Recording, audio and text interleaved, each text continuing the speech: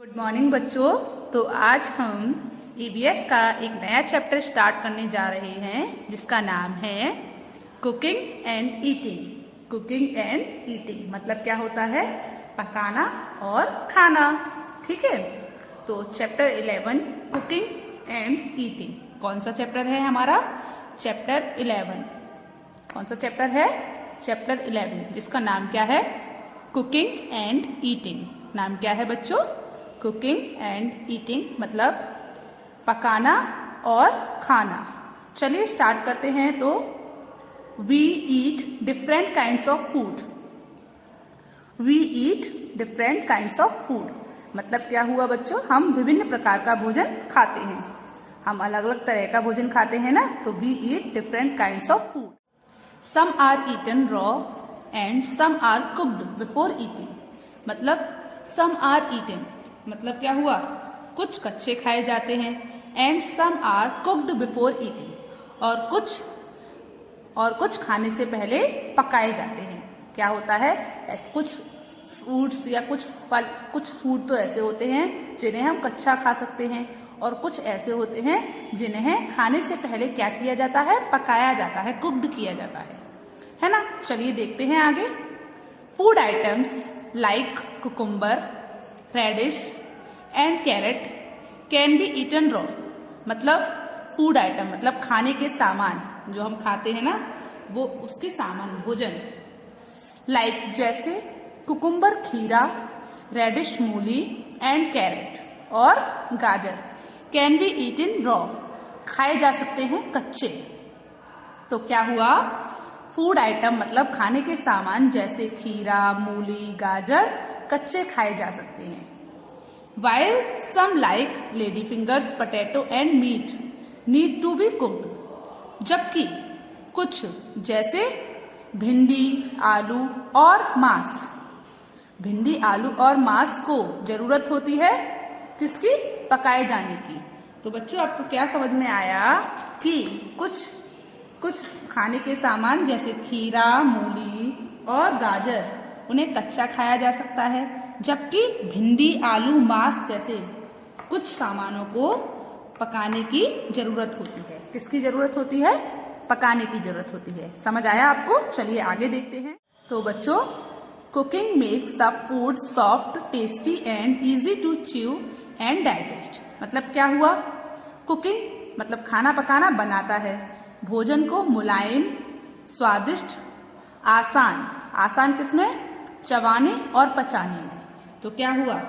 खाना पकाना भोजन को मुलायम, स्वादिष्ट और चबाने और पचाने में आसान बनाता है।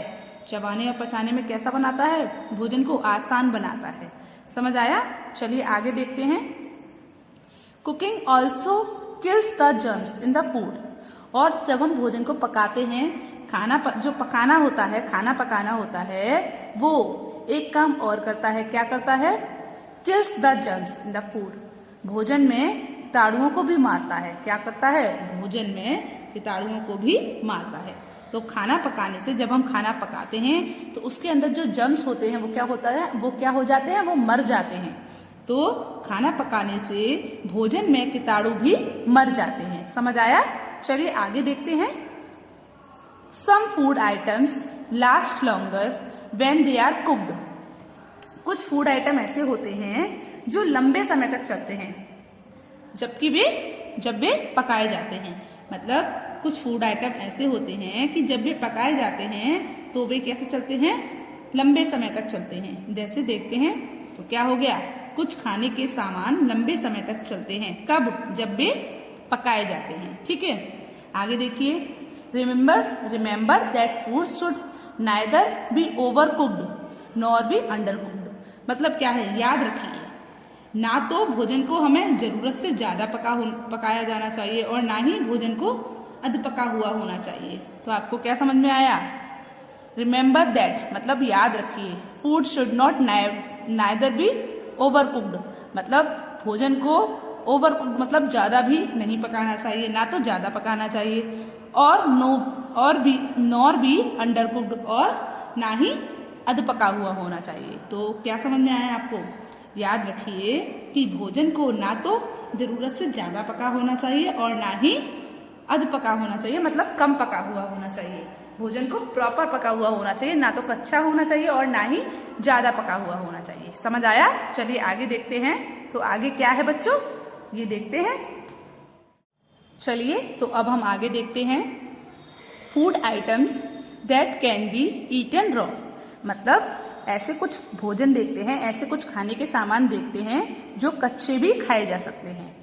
तो कैरेट, रेडिश, कुकुम्बर, एप्पल और पाइनएप्पल, मतलब फ्रूट्स तो सारे आप कच्चे खा सकते हो, और वेजिटेबल्स में जो रूट्स होती हैं, जड़ें होती हैं, जैसे कैरेट, रेडिश, इनको आप कैसे खा सकते हो? कच्चे खा सकते हो। तो आपको क्या पता चला कि कुछ फूड आइटम्स ऐसे होते हैं जिन्हें हम कच्चा खा सकते हैं, जैसे कि कैरेट, रेडिश, कुकुम्बर, पाइनएप्पल और एप्पल, है ना। चलिए आगे देखिए। Food items that are eaten only after cooking, मतलब क्या है बच्चों कि कुछ फूड आइटम ऐसे होते हैं जिन्हें आप केवल पकाने के बाद ही खा सकते हैं, जिन्हें आप केवल कभी खा सकते हैं जब आप उनको पकाएंगे, अदरवाइज आप उसको नहीं खा सकते हैं। तो क्या हुआ? Food items that are eaten only after cooking, food items जिन्हें आप केवल पकाने के बाद ही खा सकते हैं। तो वो कौन से होते हैं? मीट को आप कच्चा नहीं खा सकते, मीट को आप पकाकर ही खा सकते हैं। पटेटो को भी आप कच्चा नहीं खा सकते, या तो उबाल कर खाते हैं आप, या फिर उसकी सब्जी बनाकर खाते हैं, है ना। फिश को भी हम कच्चा नहीं खा सकते हैं, है ना। और राइस के आप क्या चावल के जो दाने होते हैं वो खा लेते हो? नहीं ना, पहले उसको पकाते हो उसके बाद खाते हो। तो आपको समझ आया? तो चलिए बच्चों, अब हम मेथड ऑफ कुकिंग देखते हैं, मतलब जो भोजन पकाते हैं हम, उसकी विधि, पकाने की विधि क्या क्या होती है, कि भोजन को किस किस तरीके से पकाया जा सकता है। तो मेथड ऑफ कुकिंग मतलब पकाने की विधि। Food can be cooked in different ways, food can be cooked in different ways, मतलब भोजन को कई तरीके से पकाया जा सकता है। जैसे कि जो आपका पहला पॉइंट है वो क्या है बच्चों, देखिए, बॉइलिंग।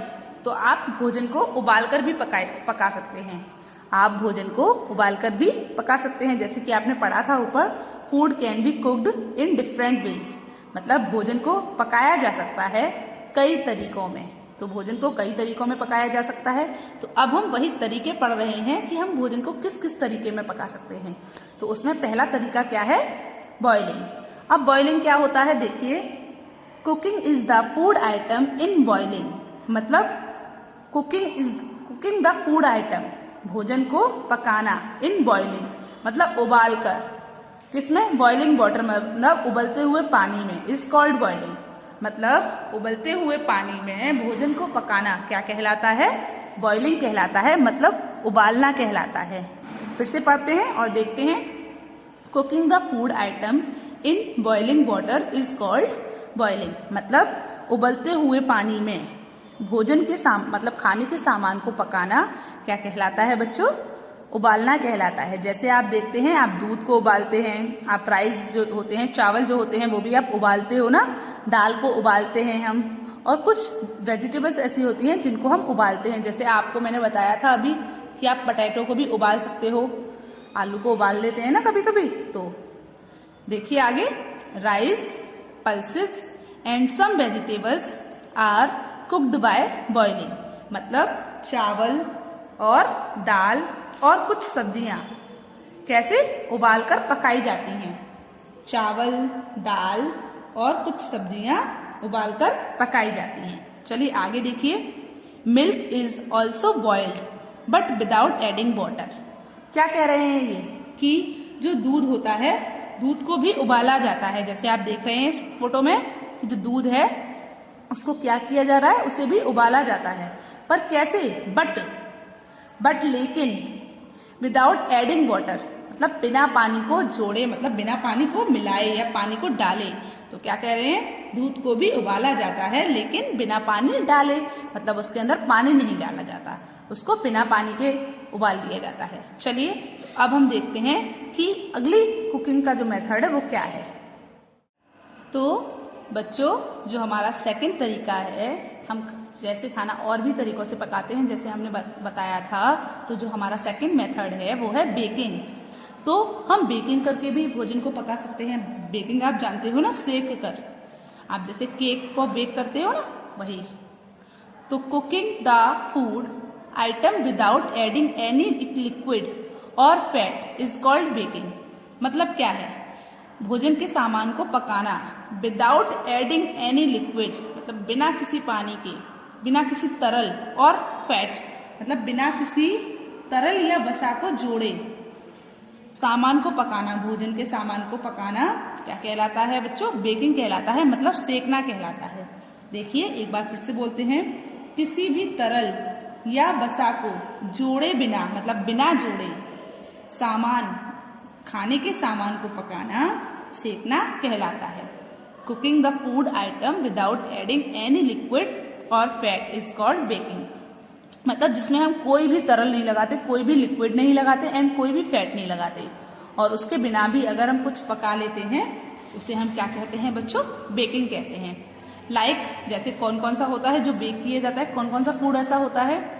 तो ब्रेड बेकिंग फूड है, क्योंकि ब्रेड को बिना किसी लिक्विड और फैट के बनाया जाता है। Biscuits and cake are made by baking.